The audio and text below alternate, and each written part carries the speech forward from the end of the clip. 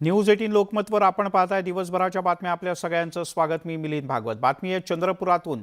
चंद्रपुरातल्या बल्लारपूरमध्ये आगीचं जबरदस्त तांडव पाहायला मिळत आहे। बल्लारपूरमध्ये लाकडाच्या डेपोला अत्यंत भीषण अशा प्रकारची आग लागली आणि संपूर्ण डेपो आगीत जळून खाक झालाय। डेपोतील लाकडं अद्यापही जळतायत। आगीच्या मोठ्या ज्वाळा पाहायला मिळतात। संध्याकाळी 7च्या सुमारास लागलेली ही भीषण आग आहे की जी विझवण्यात अद्यापही अग्निशमन दलाला यश आलेलं नाही। एवढंच नाही तर या आगीची तीव्रता इतकी वाढत गेली की इथे जवळच अगदी लागून असलेल्या पेट्रोल पंपाला सुद्धा या आगीचा विळखा बसलाय। त्यामुळे चिंता आणखीन वाढली। सध्या आग विझवण्याचं काम युद्ध पातळीवर केलं जात आहे। चंद्रपूरच्या बल्लारपूरमध्ये एका लाकडाच्या वखारीला भीषण आग लागली। त्याची ही एक्सक्लुझिव्ह दृश्य आपण पाहतो। संध्याकाळी 7 वाजता आग लागली, जी आग विझवण्याचं काम अद्यापही सुरूच आहे। जवळपास 3 डेपो पूर्ण जळाले। एक 10 एकराचे 2 डेपो आणि एक साधारणतः 3 एकराचा 1 डेपो, असे 3 डेपो आणि एक पेट्रोल पंप BPCLचा पूर्ण जळाला। आतापर्यंत आपण जवळपास जिल्ह्यातून 13 फायर ब्रिगेड आपण बोलवले आणि 13ही फायर ब्रिगेड ॲक्टिंगमध्ये आहे आणि साधारणतः अजून 1-1.5 तासामध्ये ही आग कंप्लीट आपल्या विझविण्यात यश येईल आपल्याला, असं आपल्याला आशा आहे। अजून 4 फायर ब्रिगेड मान्य जिल्हाधिकारी यांनी सांगितलेले आहे। कदाचित त्या जर पोचल्या अजून कमीत कमी वेळात ही आग आपण विझवू शकतो।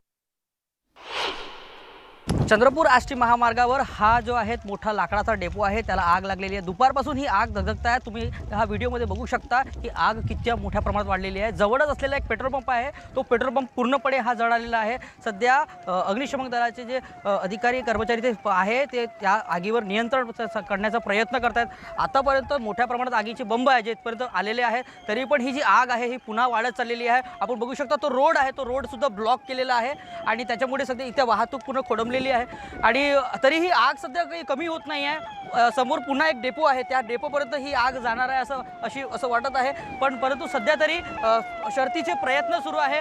अग्निशमन दलाचे बंब जे आहेत ते एकावर एक येत जात आहेत आणि या सगळ्या आगीवर जे आहे ते नियंत्रण करण्याचा जे आहे ना प्रयत्न आता सध्या सुरू आहे। आणि या इथे मोठ्या प्रमाणात जे नागरिकांनी सुद्धा गर्दी केलेली आहे। पोलिसांचा मोठा बंदोबस्त आहे आणि सध्या तरी या सगळ्या नुकसान बघता 1 कोट्यावधीचं नुकसान या पेपर मिलच्या या लकड्या डेपोचं झालेलं दिसतंय। हैदर शेख, न्यूज 18 लोकमत, बामणी, चंद्रपूर। 7 तासांपेक्षा जास्त ही आग धुमसते आहे। साधारण 5 एकरपेक्षा जास्त परिसरात ही आग पसरलेली आहे। वळूयात पुढच्या काही बातम्यांकडे। केंद्र सरकारच्या पाठोपाठ राज्य सरकारनं सुद्धा राज्यातल्या सर्वसामान्य नागरिकांना दिलासा देण्याचा अल्पसा का होईना पण प्रयत्न केलाय। पेट्रोल आणि डिझेलवरचा वॅट राज्य सरकारनं कमी केलाय। त्यामुळे राज्यात पेट्रोल तब्बल एकूण विचार करता 11 रुपये 58 पैसे तर डिझेल 9 रुपयांनी स्वस्त झालंय। त्यामुळे महागाईनं होरपळलेल्या जनतेला अल्पसा का होईना पण दिलासा मिळणार आहे। केंद्रानंतर राज्य सरकारचा मोठा दिलासा। आधी अबकारी कर, आता व्हॅट मध्ये कपात। राज्याकडून पेट्रोल डिझेलवरच्या करात कपात। महाराष्ट्रात पेट्रोल 11 रुपये 58 पैशांनी स्वस्त।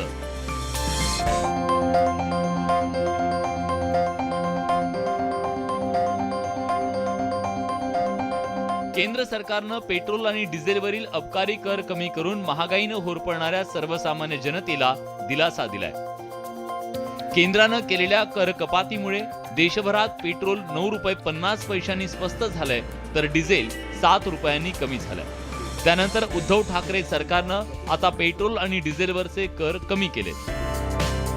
त्यामुळे राज्यात पेट्रोल आणखी 2 रुपये 8 पैशांनी स्वस्त झालंय तर डिझेलही 1 रुपये 44 पैशांनी स्वस्त झालंय। केंद्र आणि राज्यानं कर कमी केल्यानं राज्यात पेट्रोल 11 रुपये 58 पैसे स्वस्त झालंय तर डिझेल 8 रुपये 44 पैशांनी स्वस्त झालंय। 10 रुपये मिळत आहे, त्याच्यातून फक्त 9 रुपये तुम्ही करत असाल तर हा आमच्यासाठी दिलासा नाही आहे। कारण हा आम्हाला सामान्य जनतेला जर तुम्ही जुन्या प्रमाणे म्हणजे 70च्या प्रमाणे मिळत असेल, 80च्या प्रमाणे मिळत असेल तर आमच्यासाठी तो दिलासा आहे। 9 रुपये काही पैसे पेट्रोलचा भाव कमी केल्यामुळे सामान्य माणसाला असा काही दिलासा मिळणार नाही। कारण या 9 रुपयामुळे काही ट्रान्सपोर्ट याच्यावर काही फरक पडणार नाही। राज्यात कोणकोणत्या जिल्ह्यात आधीचे आणि आताचे पेट्रोल डिझेलचे दर काय आहेत पाहूयात।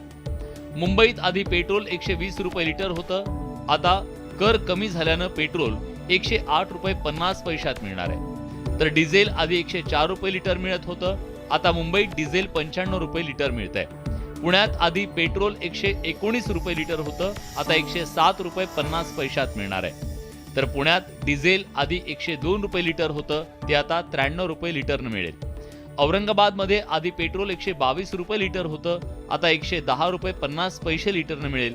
तर औरंगाबादमध्ये डिझेल आधी 106 रुपये लिटर होतं, आता 97 रुपये लिटरनं मिळणार आहे। नागपुरात आधी पेट्रोल 120 रुपये लिटरनं मिळत होतं, आता कर कमी झाल्यानं 108 रुपये 50 पैशानं मिळणार आहे। तर डिझेल आधी 102 रुपये लिटरनं होतं, ते आता 93 रुपये लिटरनं मिळणार आहे। मोदी सरकारने हा जो दिलासा म्हणून जो दिलेला आहे 9 रुपये काही समथिंग पैसे, ही काही फार मोठी कमी केलेली नाही आहे आणि जनतेचा हा खूप मोठा घोर अन्याय झालेला आहे जनतेवर।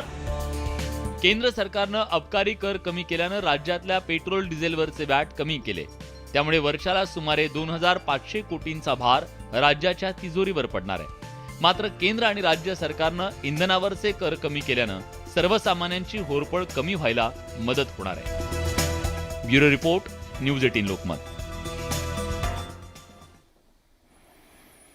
त्यामुळे ही फक्त फुंकर आहे, पण तेवढा तरी प्रयत्न सरकारनं केला आहे हेही नसे थोडके।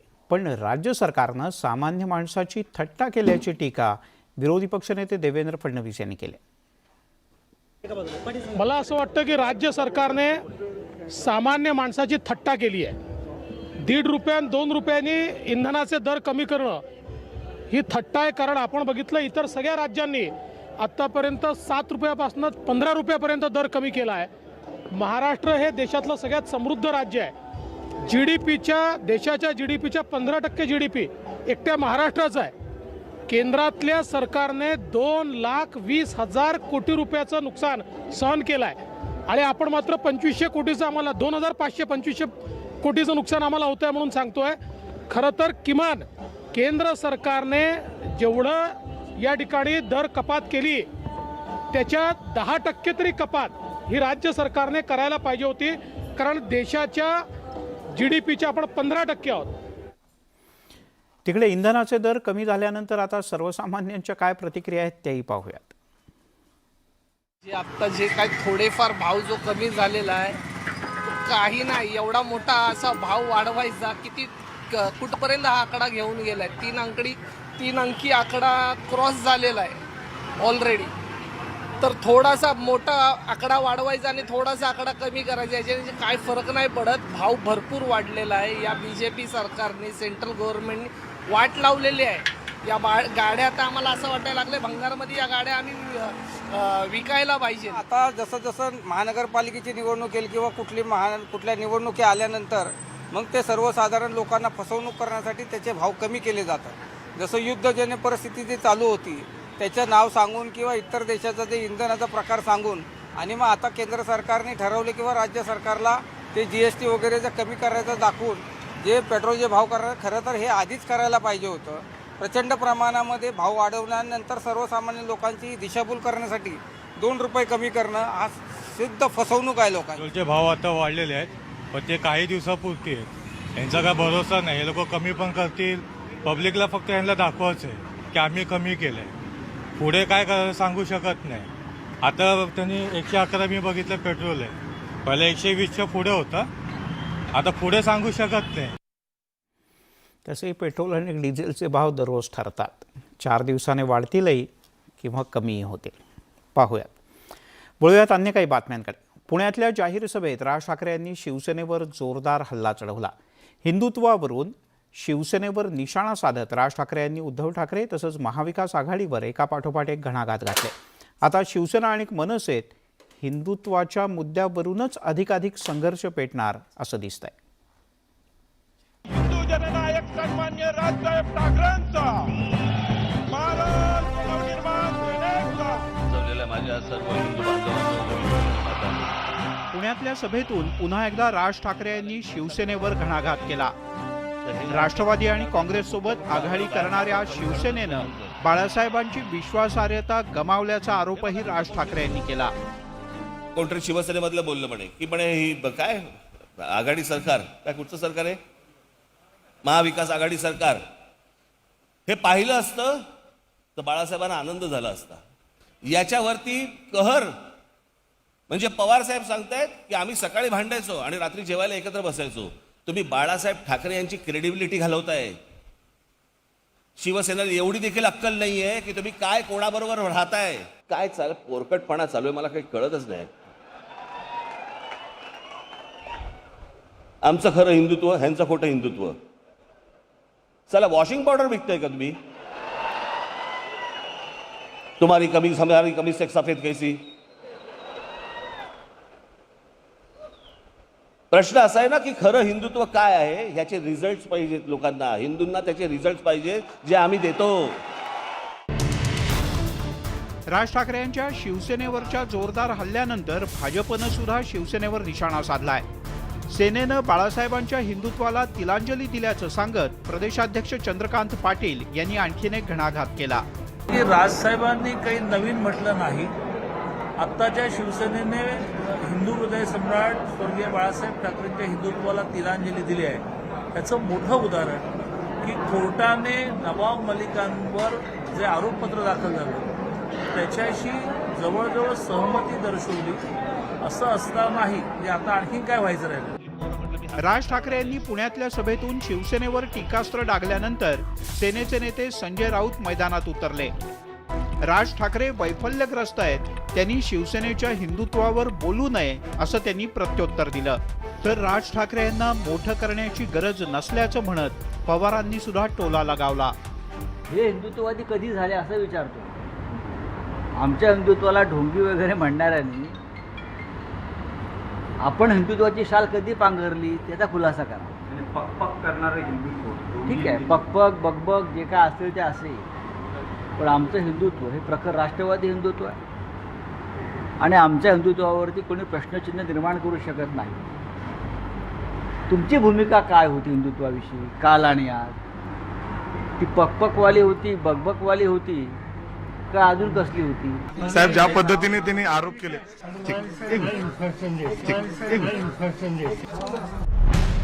एकंदरीतच काँग्रेस आणि राष्ट्रवादी सोबत आघाडी केल्यापासून शिवसेनेच्या हिंदुत्वावर विरोधकांच्याकडून वारंवार प्रश्नचिन्ह उपस्थित केलं जातं. भाजपकडून वेळोवेळी हिंदुत्वावरून सेनेवर टीका होते. पण आता नव्यानं हिंदुत्वाचा झेंडा हाती घेतलेल्या राज ठाकरे यांनी सुद्धा शिवसेनेवर घणाघात केल्यानं हिंदुत्वावरून राजकारण पुन्हा तापणार. पुण्याहून वैभव सोनावणेसह ब्युरो रिपोर्ट, न्यूज 18 लोकमत. तिकडे पुण्यातल्या गणेश कला क्रीडा केंद्रात जाहीर सभेत बोलताना राज ठाकरे यांनी संभाजीनगरच्या नामांतरावरून सुद्धा शिवसेनेवर निशाणा साधला. खरं तर उद्धव ठाकरे यांच्यावर थेट. राज ठाकरे यांनी संभाजीनगरचा वाद, त्या औरंगजेबाची कबर यावरून MIMला सुद्धा सुनावलं. पाहूया. पुण्यातल्या सभेत राज ठाकरेंनी औरंगाबादचं नामांतर आणि MIMच्या वाढीवरून जोरदार हल्लाबोल केला. औरंगाबादच्या नामांतरावरून गेल्या काही दिवसांपासून राजकारण चांगलंच पेटलंय. उद्धव ठाकरेंनी औरंगाबादच्या नामांतरासंदर्भात केलेलं वक्तव्य आणि त्यानंतर देवेंद्र फडणवीसांनी लगावलेल्या टोल्यानंतर आता आधीच नामांतराच्या संदर्भातले शाब्दिक हल्ले आणि प्रतिहल्ले सुरूच आहेत. संभाजीनगरमध्ये जे काय घडलं, होय मी ते संभाजीनगर म्हणतो, नामांतर करण्याची गरज काय आहेच ते संभाजीनगर. वा आता बहिरे, औरंगाबादचा कायम झाला खसरा आणि भाजपचं सरकार येत नाही तोपर्यंत संभाजीनगर विसरा. पण त्यातच आता राज ठाकरेंनी औरंगाबादच्या नामांतरावरून थेट मुख्यमंत्र्यांवर निशाणा साधलाय. इतकी वर्ष केंद्रामध्ये सत्ता होती, आजपर्यंत कधी संभाजीनगरचा प्रश्न कधी मिटवला? नामांतरचा प्रश्न कधी मिटवला? कधीच नाही. कारण तो सतत निवडणुकांच्या दृष्टिकोनातून जिवंत ठेवायचा आहे, सतत जिवंत ठेवायचा आहे आणि त्याच्यावरनं मतं मिळवायची आहेत. संभाजीनगरचं नामांतर झालं काय नाही झालं काय मी बोलतोय ना. अरे तू कोण आहे?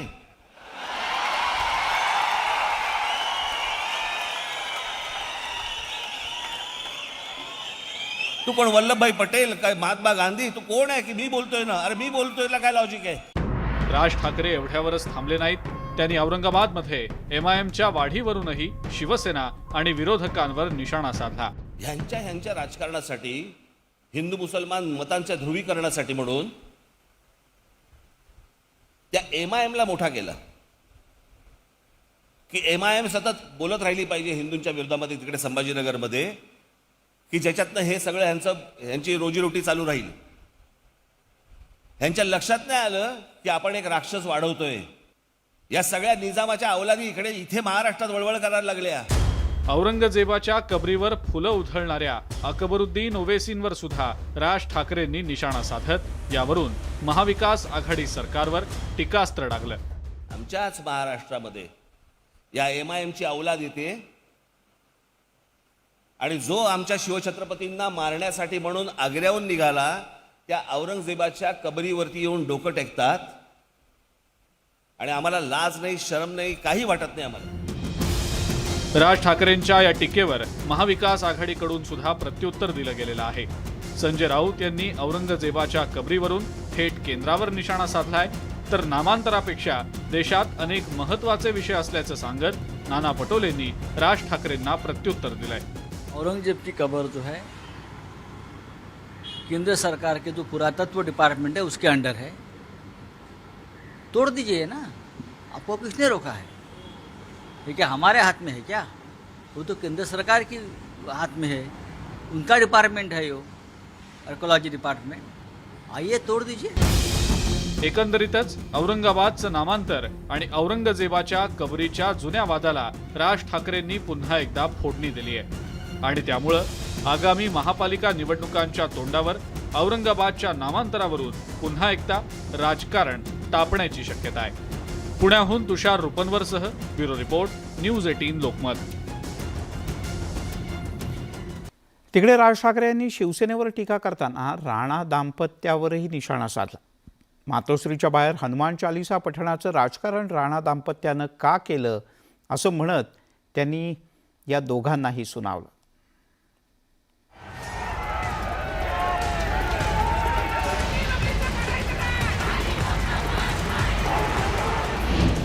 राणा दाम्पत्यानं उद्धव ठाकरे यांचं निवासस्थान असलेल्या मातोश्रीच्या बाहेर हनुमान चालिसा पठणाचं केलेलं राजकारण आणि त्यानंतर झालेला राजकीय राडा, या राड्यावरती राज ठाकरे यांनी पुण्यातल्या सभेत जोरदार प्रहार केला. ते काय कोणते दाम्पत्य, राणा दाम्पत्य? बरं, मी सांगितलं काय की जर मशिदीवरती बांग जोरामध्ये लागली तर त्याच्या समोर जाऊन हनुमान चालिसा तुम्ही लावा. अनेक ठिकाणी लावली गेली. हे राणा दाम्पत्य उठलं आणि मातोश्रीवरती जाऊन तिकडे हनुमान चालिसा म्हणणार. अरे मातोश्री बंगला काय, ती काय मशीद आहे का? राज ठाकरे केवळ राणा यांच्यावर टीका करून थांबले नाहीत, तर त्यांनी संजय राऊत आणि राणांच्या लडाख दौऱ्यावरून सुद्धा सेना आणि राऊतांवर निशाणा साधला. शिवसेनेकडनं काय वाटेल ते बोलण्यात आलं त्यांना, ते पण काहीतरी वाटेल ते बोलत होते शिवसेनेवर. एवढा सगळा राडा तुम्ही सगळ्यांनी टेलिव्हिजनवरती पाहिल्यानंतर लडाखमध्ये ते दाम्पत्य आणि संजय राऊत एकत्र जेवताना दिसले.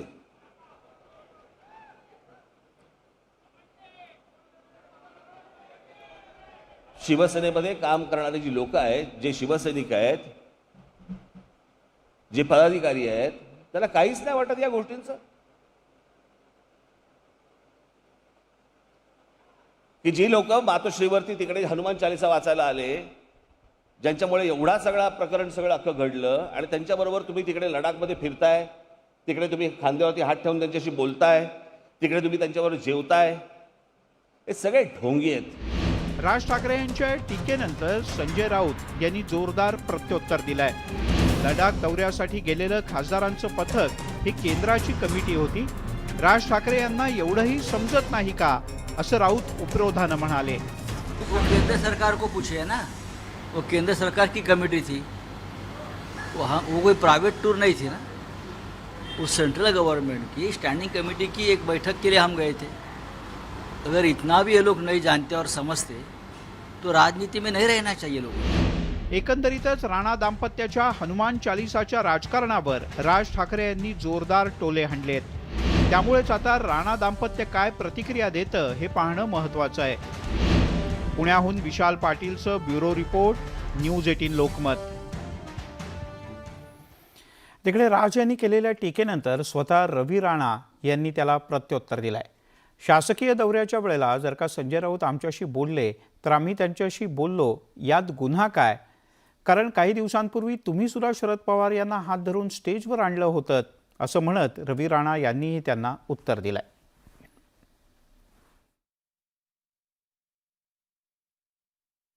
मला माहित आहे की मातोश्री ही मस्जिद नाही आहे. मातोश्री हिंदूंचं श्रद्धास्थान आहे आणि त्या ठिकाणी हनुमान चालीसा वाचणं हा राजद्रोह कधी होऊ शकत नाही. पण तरी आमच्यावर हा गुन्हा दाखल केला, आमच्यावर अशा प्रकारचा कठोर अन्याय करण्यात आला, पण त्याच्यावर आपण बोलले नाही. आणि ज्या ठिकाणी आदरणीय पवार साहेबांचा सन्मान तुम्ही 2018 मध्ये केला होता एका इंटरव्ह्यूमध्ये, त्या ठिकाणी त्यांचा सन्मान केला, त्यांचा हात पकडून त्यांना वरती नेलं. हे महाराष्ट्राची संस्कृती आहे. तिकडे अयोध्या दौरा स्थगित केल्यानंतर राज ठाकरे यांनी पुण्यातल्या सभेत यावर स्पष्टीकरण दिलंय. अयोध्या दौऱ्याआड आपल्या विरोधात सापळा रचण्यात आला होता असा गंभीर आरोपही त्यांनी केला. त्यामुळे आता राज ठाकरे यांच्या स्थगित दौऱ्यावर आणखीन राजकारण रंगणार असं पाहायला मिळत आहे. राज ठाकरेंच्या अयोध्या दौऱ्याची मनसेनं जोरदार तयारी केली होती, पण ऐनवेळी राज ठाकरेंनी दौरा स्थगित केला आणि विरोधकांना टीकेची आयतीच संधी मिळाली. अयोध्या दौऱ्याआडून आपल्याला सापळ्यात अडकवण्याचा प्रयत्न झाल्याचं सांगत त्यासाठी महाराष्ट्रातूनच रसद पुरवण्यात आल्याचा आरोप राज ठाकरेंनी केला. असं संपूर्णपणे लक्षात आलं की हा ट्रॅप आहे, हा सापळा आहे. आपण या सापळ्यामध्ये अडकलं नाही पाहिजे.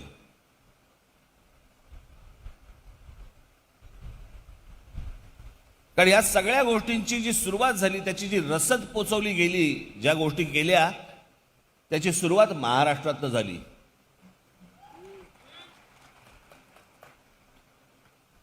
की हा पुन्हा विषय बाहेर काढा.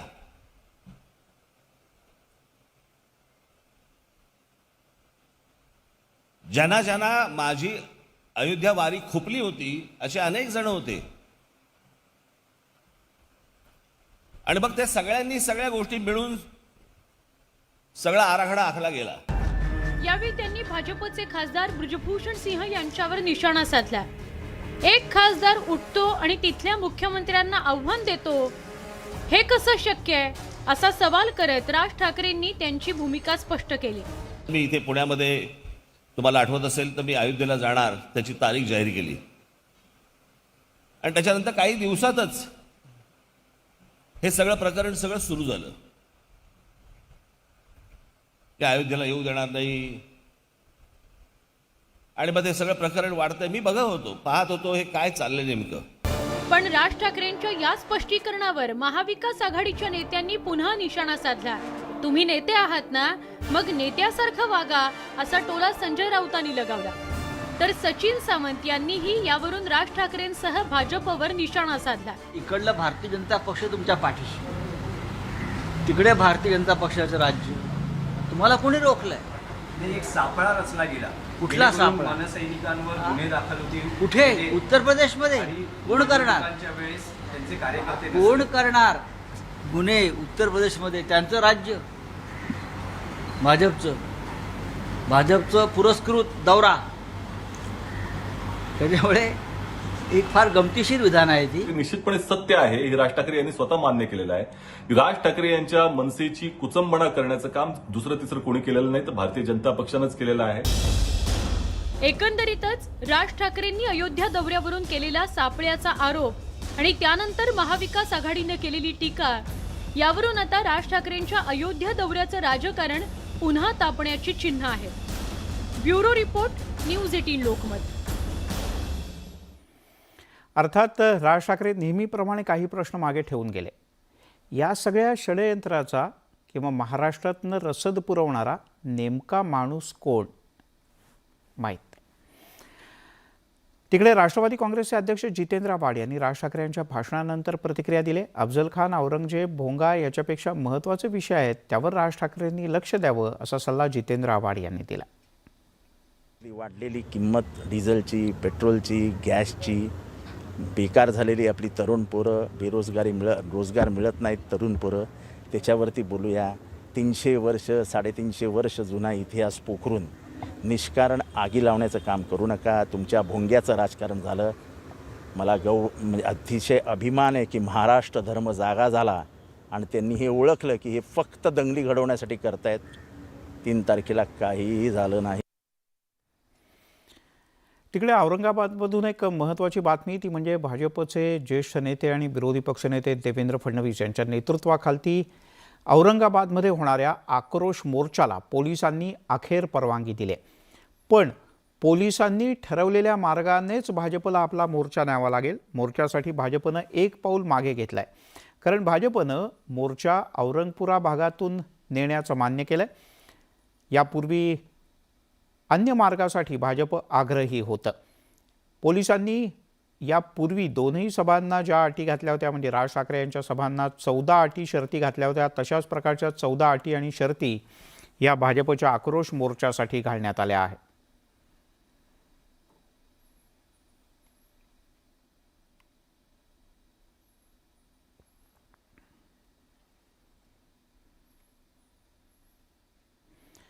औरंगाबादमधला पाण्याचा प्रश्न पेटलेला असताना प्रशासनाच्या विरोधात भाजपनं जल आक्रोश मोर्चाचं आयोजन केलं आहे. पण त्याआधीच औरंगाबादमधलं वातावरण तापलं आहे. पळेगाव परिसरात भाजपनं लावलेलं पोस्टर फाडल्यामुळे मोठा तणाव निर्माण झाला. देवेंद्र फडणवीस यांचं पोस्टर फाडतानाचा व्हिडिओ व्हायरल झाला आहे. त्यामुळे भाजप कार्यकर्ते आक्रमक झाले.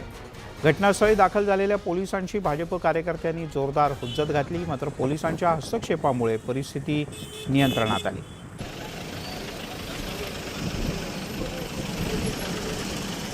सिद्धार्थ गोदाम आपले प्रतिनिधी आपल्यासोबत आहेत. सिद्धार्थ, काय अधिक माहिती आहे?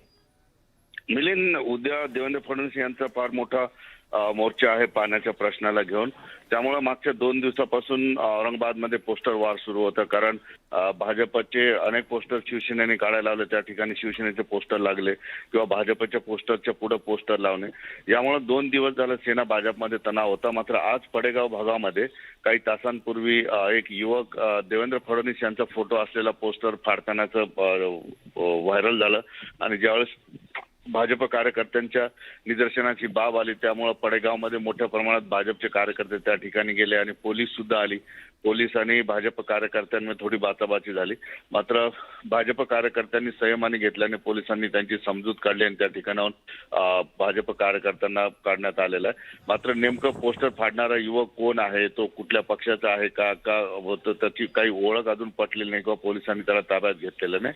मात्र आता उद्या मोर्चा आहे आणि त्या पार्श्वभूमीवर आज भाजपचं पोस्टर फाडल्यामुळे भाजप कार्यकर्ते सुद्धा आक्रमक आहेत. त्यामुळे आता उद्या दिवसभर पोलिसांच्या मागे फार मोठा ताण असू शकतो. कारण बंदोबस्ताचा असेल, देवेंद्र फडणवीस यांच्या सुरक्षेचा असेल आणि शिवसेना आणि भाजपमध्ये जो तणाव निर्माण झाला, त्यामुळे पोलिसांची यंत्रणा आता काळजीपूर्वक काम करणार आहे. कारण मोठ्या प्रमाणात पोलीस फौज फाटा सुद्धा या ठिकाणी बोलवण्यात आलेला आहे. मात्र मोर्चाच्या 1 दिवस आधी अशा पद्धतीचे युवकांनी पोस्टर फाडणं हे थोडंसं औरंगाबादची शांतता भंग होऊ शकतं. बर सिद्धार्थ, तुर्तास धन्यवाद या सगळ्या माहितीबद्दल. यासोबतच दिवसभराच्या बातम्यांमध्ये घेऊयात एक छोटासा ब्रेक नंतर राज्यसभेच्या 6व्या जागेचं नेमकं काय होणार? संभाजीराजे शिवबंधन बांधणार का नाही? छोट्याशा ब्रेक नंतर.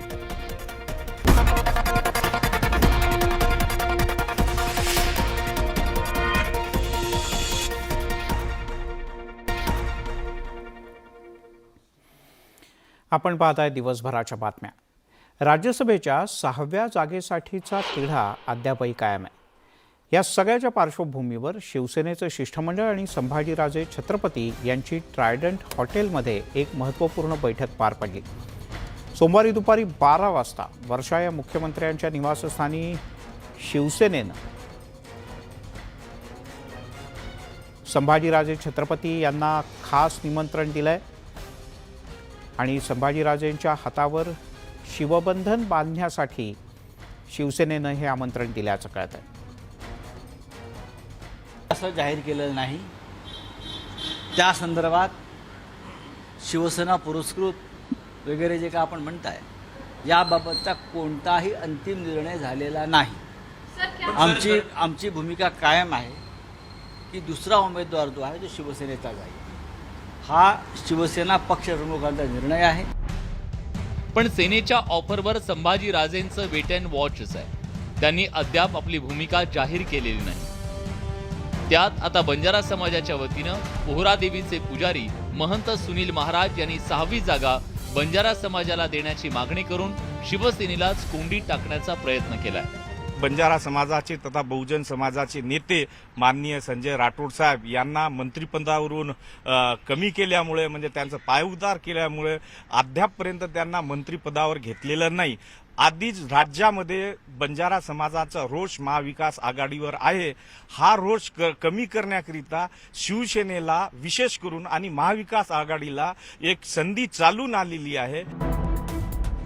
सोमवारी शिवबंधन बांधण्यासाठी मातोश्रीवर शिवसेनेच्या भूमिकेमुळे संभाजीराजे काय निर्णय घेतात याकडे राजे समर्थकांसह सगळ्यांचं लक्ष लागलंय. तर भाजपनेही अजून आपले पत्ते खुले केलेले नाही. संभाजीराजे यांच्या आरक्षणाच्या भूमिकेला वेळोवेळी पाठिंबा देणाऱ्या आघाडीच्या वेगवेगळ्या राजकीय पक्षांनी राज्यसभेसाठी मात्र त्यांना मदत न करण्याची भूमिका घेतलेली आहे. आता शिवबंधन बांधायचं की एकट्याने निवडणूक लढवायची हा निर्णय संभाजीराजांना घ्यायचा आहे.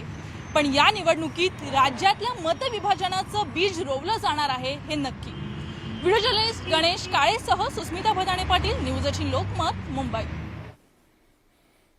तिकडे संभाजीराजे छत्रपतींना शिवसेनेनं ऑफर दिली. त्यांनी त्याचा निर्णय घ्यावा अशी प्रतिक्रिया देवेंद्र फडणवीस यांनी दिली. उद्धव ठाकरेंकडून संभाजीराजेंना ऑफर आले, परिवारावर भेटायला बोलवले, काय वाटतं? असं आहे, त्यांनी त्यांना दिली, त्याचं त्यांनी निर्णय करायचा आहे. आम्हाला काय विचारता, आमचा काय संबंध आहे? या सगळ्या प्रकारात मुळात संभाजीराजे छत्रपती यांच्यासमोर आता पर्याय कोणकोणते आहेत या राज्यसभा निवडणुकीत ते आपण पाहूया.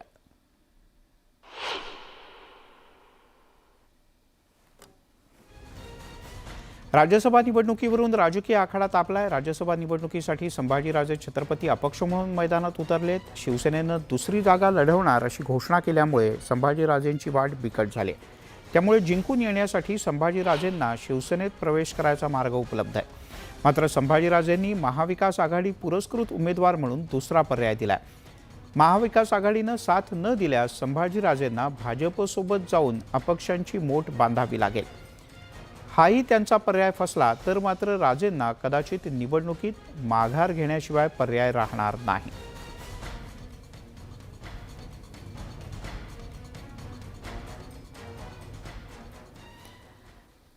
तिकडे नाना पटोले यांनी मुख्यमंत्र्यांना एक पत्र लिहिलंय. काँग्रेसचे प्रदेशाध्यक्ष असलेल्या पटोले यांनी ओबीसी आरक्षणाच्या मुद्द्यावर आक्रमक होत मुख्यमंत्र्यांना हे पत्र पाठवलंय. महाराष्ट्रासारख्या पुरोगामी राज्यात बहुजनांवर अन्याय होणं योग्य नसल्याचं सांगत आरक्षणासाठी रस्त्यावर उतरण्याचा इशाराही नाना पटोले यांनी दिला. ओबीसींना आरक्षण मिळालं नाही तर राज्यभरात आक्रोश आंदोलन छेडण्यात येईल असा इशाराही त्यांनी मुख्यमंत्र्यांना दिला आहे.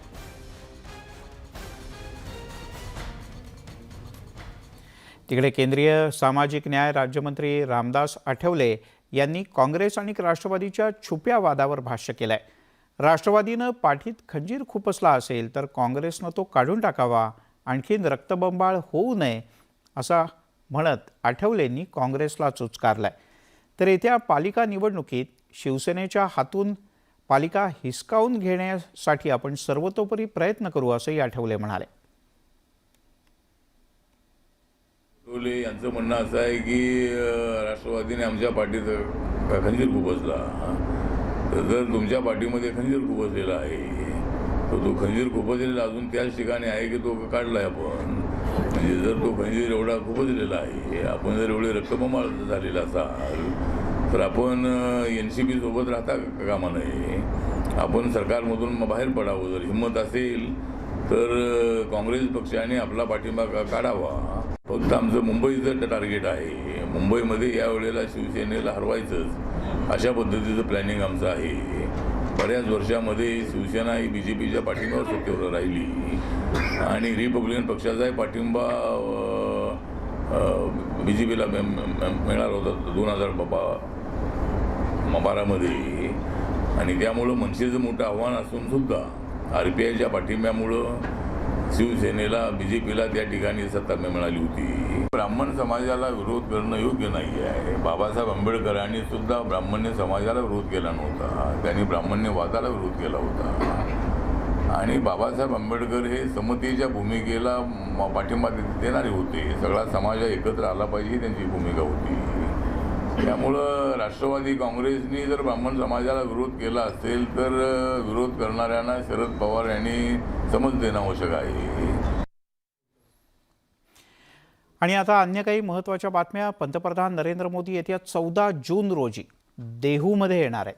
जगद्गुरू संतश्रेष्ठ तुकाराम महाराज शिळा मंदिराच्या कार्यक्रमात पंतप्रधान नरेंद्र मोदी हे सहभागी होतील. या लोकार्पण सोहळ्यात मोदी प्रमुख अतिथी असणार आहेत. या निमित्तानं देशाचे पंतप्रधान इतिहासात पहिल्यांदाच देहूमध्ये येतील.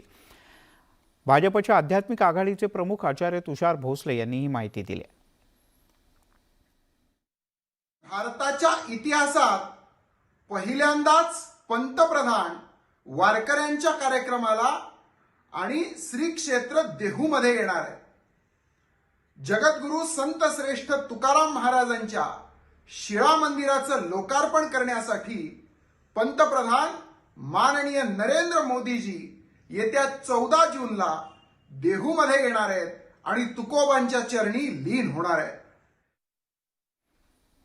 आणि आता बातमी आहे दमण समुद्र किनाऱ्यावरच्या एका दुर्घटनेची. दमणच्या किनाऱ्यावर पॅरासेलिंग करताना 3 पर्यटक खालती कोसळलेत. यात एक लहान मुलाचाही समावेश होता. वाऱ्याचा वेग वाढल्यानं तसंच दिशा अचानक बदलल्यानं ही दुर्घटना घडल्याचं बोललं जात आहे. पॅरासेलिंग करत असताना उड्डाण तर व्यवस्थित झालं, पण समुद्र किनाऱ्यावरील वाऱ्याचा वेग अचानक वाढला आणि तरंगत असलेले हे पर्यटक थेट खालती कोसळले. दुर्घटनेचा सगळा थरार कॅमेऱ्यात कैद झाला. यात 3 पर्यटक जखमी झाले असून त्यांना रुग्णालयात दाखल करण्यात आलं.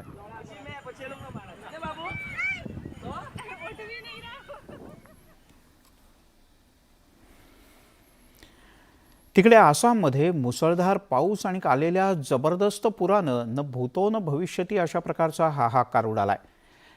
आसाम राज्यातल्या एकूण 34 जिल्ह्यांपैकी 31 जिल्हे हे पुराच्या पाण्यानं वेढले गेले. त्यामुळे आतापर्यंत या पुरात 18 जणांचा मृत्यू झालाय. सुमारे 7 लाखपेक्षा जास्त लोकांना या पुराचा फटका बसलाय. अनेकांची घरं वाहून गेली आहेत, काही जणांची शेतं वाहून गेली आहेत. हजारो लोक बेघर झालेत.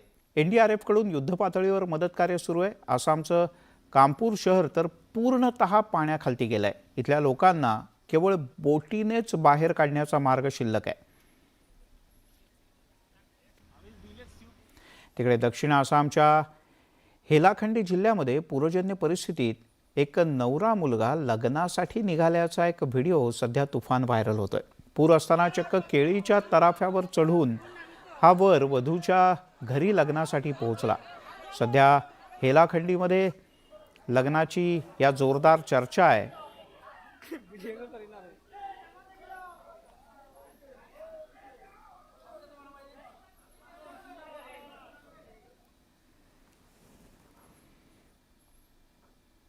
काही जण म्हणतात ना अमुक याच्यासाठी काही, तसं हे लग्नासाठी वाटेल ते, अशा प्रकारची गोष्ट आहे.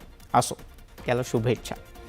दिवसभराच्या बातम्यांमध्ये घेऊयात एक छोटासा ब्रेक. सर्व प्रकारच्या ताज्या अपडेट्ससाठी news18lokmat.com या आमच्या वेबसाईटला लॉग ऑन करा. फेसबुक, ट्विटरवर आम्हाला फॉलो करा. आमच्या यूट्यूब चॅनलला सबस्क्राईब करा.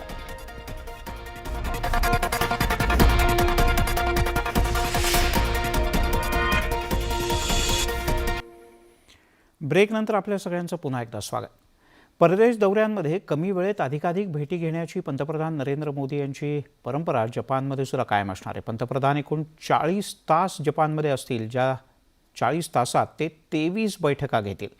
24 मे रोजी क्वाडच्या बैठकीला पंतप्रधान नरेंद्र मोदी उपस्थित असतील.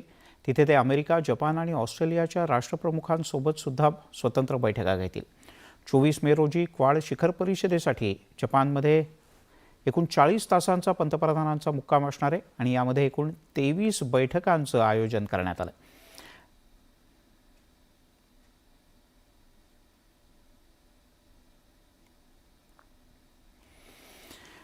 आणखीन एक मोठी आंतरराष्ट्रीय बातमी. रशियाचे अध्यक्ष व्लादिमीर पुतीन यांनी एक खास गौप्यस्फोट केला आणि तो म्हणजे युक्रेन विरुद्धच्या युद्धात रशियाकडून लेझरसारख्या विघातक शस्त्रांचा वापर करण्यात आला.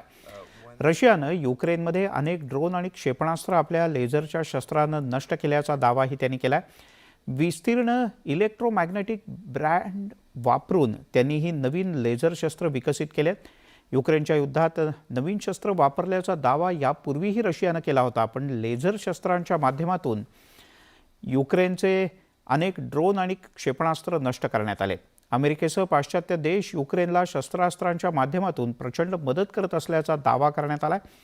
रशियाचे अध्यक्ष पुतिन यांनी 2018 मध्ये लेझर शस्त्र पेरेस्वेट याचा पहिल्यांदा उल्लेख केला होता, ज्याचा युक्रेनमध्ये पुन्हा एकदा वापर करण्यात आला.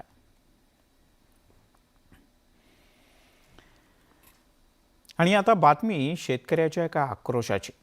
शेतकऱ्याच्या उद्विग्नतेचा एक व्हिडिओ सोशल मीडियात व्हायरल झालाय. 10 एकर बागायतदार शेतकरी असूनही या शेतकऱ्याच्या पोराला लग्नासाठी कोणी पोरगी देईना. शेतकऱ्यानं आपली व्यथा मांडली आहे. आठवडी बाजारात लिंबू विकायची वेळ या शेतकऱ्यावर आली.